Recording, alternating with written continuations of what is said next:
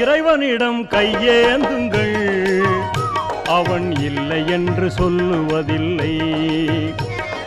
பொறுமையுடன் கேட்டு பாருங்கள், அவன் பொக்கிஷத்தை மூடுவதில்லை.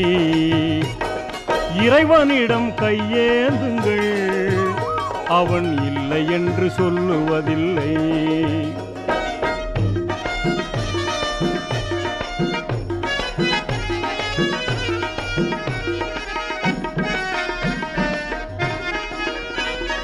இல்லை என்று சொல்லும் மனம் இல்லாதவன், ஈடு இணை இல்லாத கருணை உள்ளவன், இன்னல் பட்டு எழும் குரலை கேட்கின்றவன், எண்ணங்களை இதயங்களை பார்க்கின்றவன்.